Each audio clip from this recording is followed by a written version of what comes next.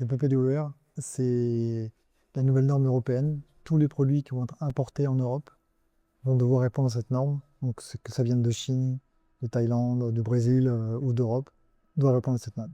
Ok. Et on en entend beaucoup parler du coup par rapport au côté marque. Mais est-ce que les imprimeurs sont vraiment concernés et C'est une question qui comment... revient souvent. Les imprimeurs me disent, mais nous, on n'est pas concernés. C'est la marque, c'est le distributeur. Non, c'est la personne qui, chaque niveau, doit fournir les informations. Et l'imprimeur connaît les encres qu'il utilise, les cartons qu'il utilise, la gâche qu'il a fait, le pelliculage. Il a toutes les informations. Donc, l'imprimeur est en partie responsable. C'est simplement une contrainte pour les imprimeurs ou c'est potentiellement aussi une opportunité? Ça va obliger l'imprimeur à s'organiser, à classer correctement ses librairies couleurs, ses supports, savoir d'où viennent ses produits.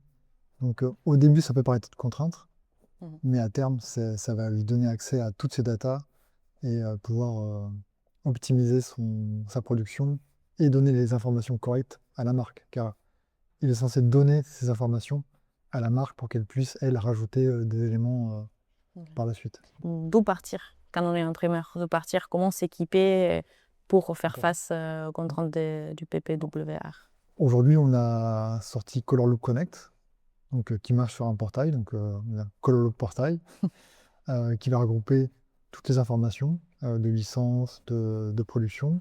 Et lui, il va être centralisé et pouvoir connecter des machines Delberg, KBA, des systèmes de formulation d'encre, de peu importe la marque ou la version.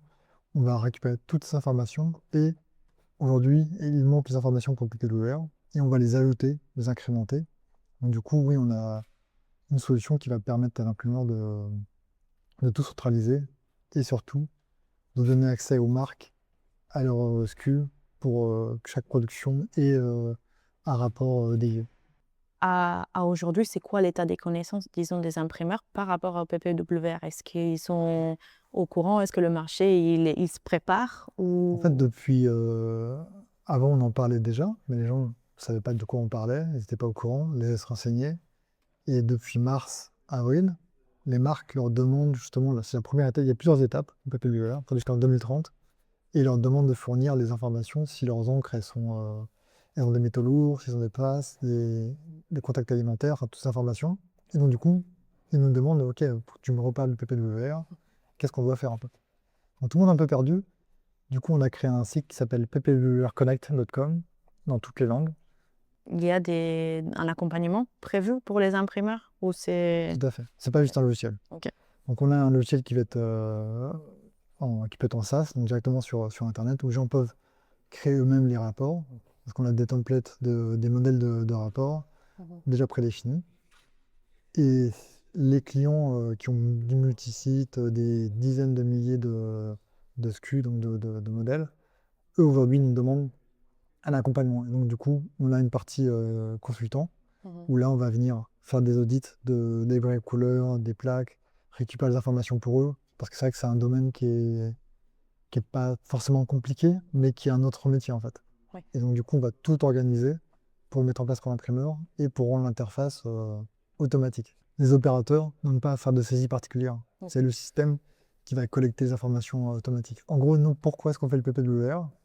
C'est parce qu'en fait, depuis des années, on est connecté à toutes les machines, on récupère des informations, et maintenant on récupère les vitesses de production, les compteurs des machines, tous les couleurs qui sont imprimées, on a des statistiques sur le taux de gâche, et donc on va on récupère ces datas, et maintenant on les met à disposition pour automatiquement alimenter le PPWR. Il ne faut pas en faire une Mhm. contrainte, mais en faire un système qui est automatique et qui Ok. finalement s'auto-alimente en fait. Ok. Du coup, tous les Voilà. outils sont en place pour faire face du coup, Exactement. à cette nouvelle Tout ça pour être réglementation. prêt.